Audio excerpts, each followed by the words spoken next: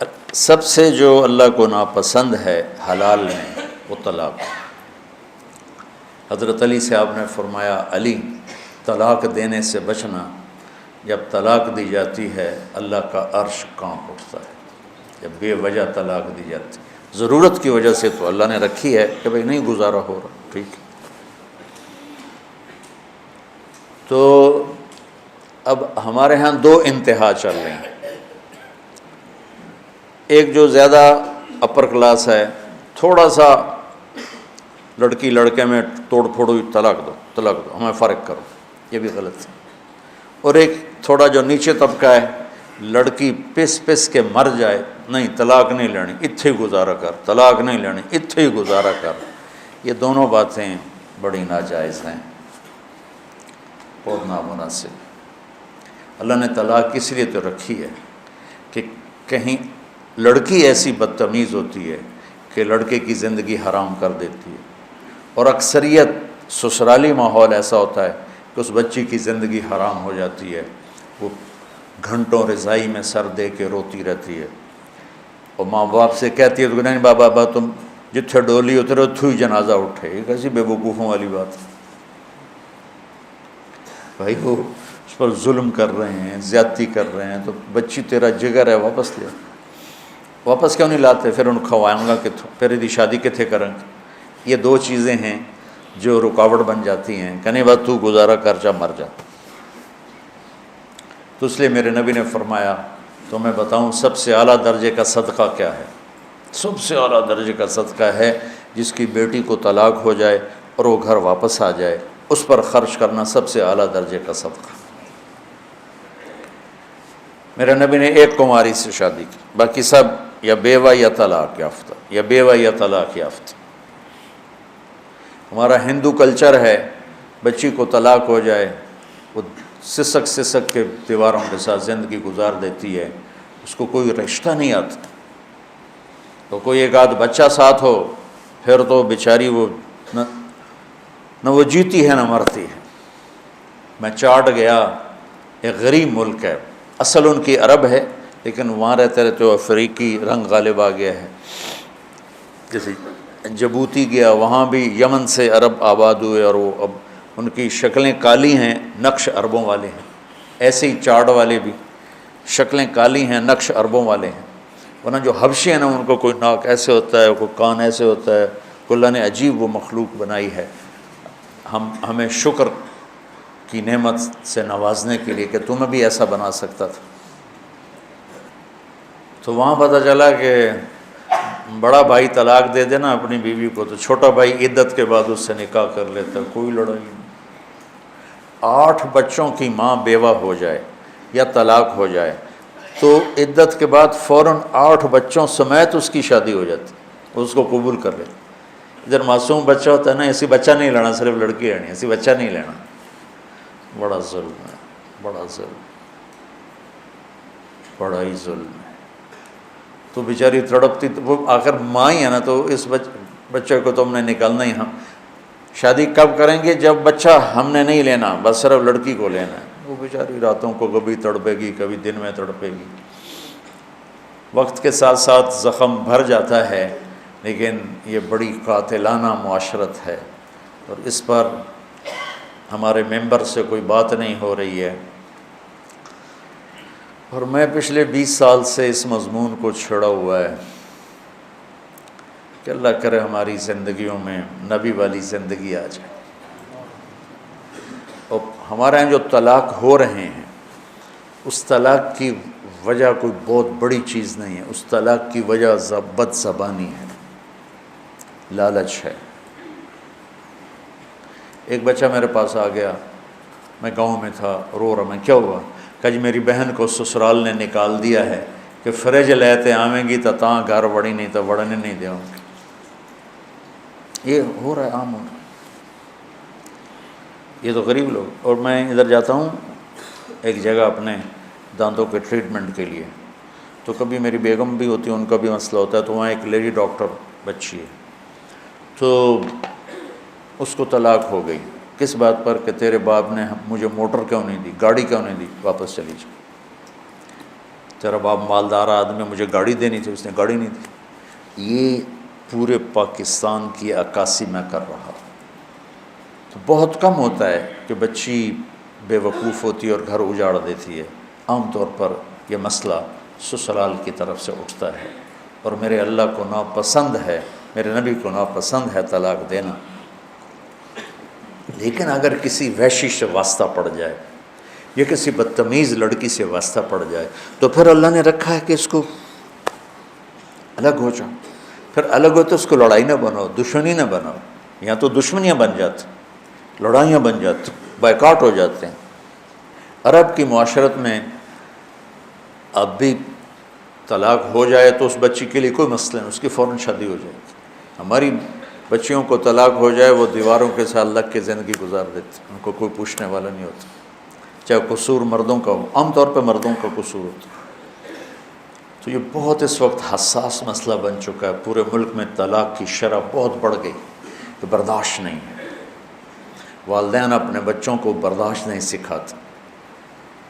میں نے جتنے سال تمہارے ساتھ گزارے، میں تمہیں یہ ایک، میری ساری باتوں کا اگر خلاصہ تو ایک چیز ہے کہ لوگوں کی برداشت کرنا سیکھ لو۔ وہ لوگوں میں بیوی ہو، باپ ہو، بہن ہو، بھائی ہو، دوست ہو، پڑوسی ہو، اپنا ہو، غیر ہو، برداشت کرنا سیکھ لو، آپ کی زندگی خوبصورت ہو جائے گی۔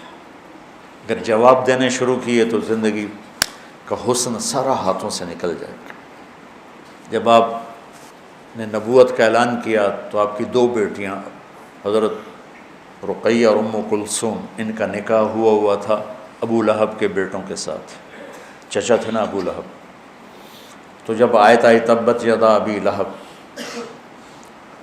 تو اس نے آ کر اپنے بیٹوں سے کہا کہ راسی فی رؤوسکما حرام، میں اس گھر میں قدم نہیں رکھوں گا جب تک تم محمد بن عبداللہ کی بیٹیوں کو طلاق نہ دے دو۔ تو اس کا ایک بیٹا عتبہ، وہ حرم میں آیا، آپ تشریف فرما تھے، یہاں سے گریبان پکڑ کے جھٹکا دیا، آپ کا گریبان پھٹ گیا۔ وہ کہنے لگا تیری بیٹیوں کو طلاق ہے۔ طائف کے پتھر کھائے اور بد دعا نہیں کی۔ جب یوں بیٹی کی طلاق بھرے مجمع میں سنی تو کہا اچھا، میں اللہ سے کہتا ہوں اپنا کوئی کتا تیرے اوپر چھوڑ دے۔ اتنے دکھی ہوئے کہ اس کے لیے بد دعا کی۔ تجارتی قافلہ شام جا رہا تھا، اس میں عتبہ بھی تھا۔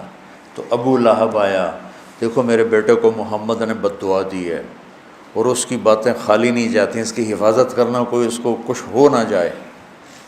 ایمان مقدر میں نہیں تھا اور بات پہ اعتماد اتنا تھا۔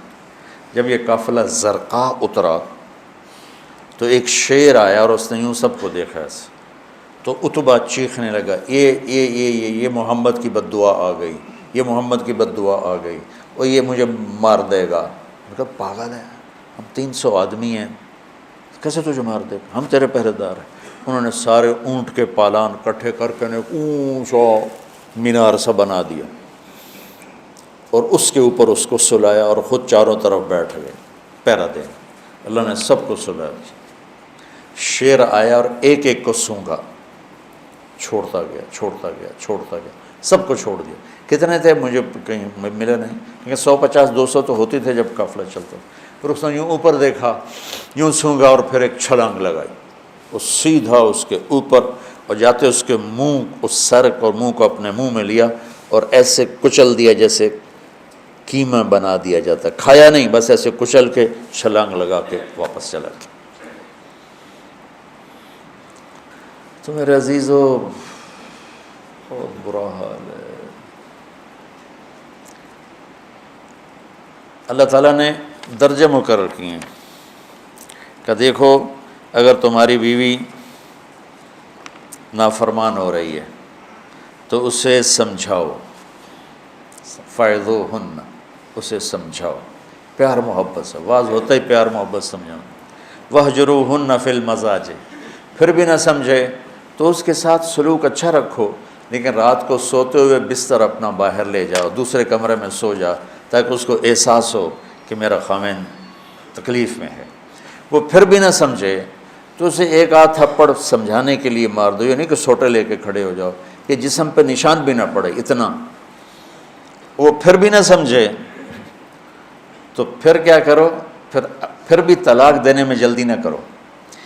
پھر یہ کرو کہ ایک آدمی خامند کی طرف سے آئے اور ایک آدمی لڑکی کی طرف سے آئے اور دونوں بیٹھ کر کوئی حل نکالیں اور اس مسئلے کو ٹھیک کرنا چاہیں تاکہ طلاق نہ ہو۔ پھر بھی اگر نہیں ہو سکتا تو پھر بیوقوف بن کے 3 طلاق مت دو، 1 طلاق دو، 1 طلاق دو، شاید اس کو احساس ہو جائے۔ پھر بھی وہ نہیں باز آتی تو چھوڑ دو، چونکہ جو کام 3 طلاق نے کرنا ہے وہی 1 طلاق نے کرنا ہے۔ 1 طلاق سے بھی بیوی سے آپ کا نکاح ٹوٹ گیا، لیکن آپ کو ایک سہولت حاصل ہے کہ اس کے بعد اگر آپ چاہتے ہیں کہ ہم دوبارہ صلح کر لیں، لڑکی صلح کر لے، تو آپ دوبارہ نکاح کر لیں گے۔ عدت کے دوران تو دوبارہ نکاح کرنے کی بھی ضرورت نہیں ہے، اور اگر عدت گزر جائے پھر آپ نکاح کر سکتے ہیں۔ لیکن چھوٹتی 3 طلاق دے کر آپ اپنا راستہ بند کر لیتے ہیں، پھر پوچھتے پھرتے ہیں۔ ایک بندے نے اپنی بیوی کو 3 طلاق دی اور مولانا صاحب کے پاس، کسی مولوی، ہر قسم کے لوگ ہوتے ہیں، کہ مولانا صاحب میں بیوی نے 3 طلاق دے دیتی، کوئی کی فتویٰ ہے؟ انہوں نے فرمایا حرام ہو گئی، کوئی رستہ کوئی۔ انہوں نے جیب سے لفافہ نکالا اور ان کے سرانے اس کے مسلح کے نیچے ایسے رکھ دیا کہ مولانا صاحب کوئی طرح دسو کہ ہوں تو سوچنا ہی پوے گا، دس تو کی آکھے آئی؟ کہا جی میں آکھے آئی طلاق طلاق طلاق۔ میں کہا شکر الحمدللہ کوئی نہیں ہوئی۔ کہ جو کیوں ہے؟ کہ وہ ہوندہ طلاق۔